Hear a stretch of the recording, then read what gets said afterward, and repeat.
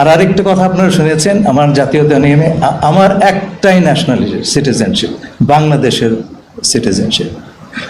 আমি এখানে আসার আগে আমার পরিবারের সঙ্গে আমেরিকায় থেকেছি, কিন্তু আমার কোনো আমেরিকান পাসপোর্ট নাই। বাংলাদেশ ছাড়া অন্য কোনো দেশের জাতীয়তা আমার নাই নাই। এখন আমাকে যদি বলা হয় যে আপনি জাস্ট বিকজ কেবলমাত্র আমি আমেরিকায় থেকেছি বলে যদি আমাকে বলা হয় আপনি বিদেশি নাগরিক, তাহলে তো কালকে তারেক রহমান সাহেবকে সেই কথা বলতে হয়। এটা তো আমি আবেদন করবো আপনার বুঝে শুনে কথা বলবেন। আমাকে যদি আপনার ঢিল করেন, সেই ঢিল কিন্তু অন্যর ওপর গিয়ে পড়তে পারে। আমি যেটা নই আমাকে সেটা বানাবেন না প্লিজ।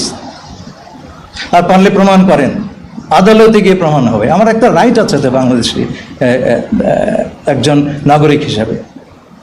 আপনারা যদি সেই রাইটটা রেসপেক্ট না করেন, আমি আপনাদের বলছি না, যে কথাগুলি উঠেছে সেটা খুব দুঃখজনক হবে। সেই কথাটি তাহলে যে কোনো লোকের উপর প্রযোজ্য হবে। সেই এলাকায় আমি তো জানি না জাতিসংঘ কোন দেশের সঙ্গে কার আলাপ হচ্ছে, আমাকে বলবে কেন, তাই না?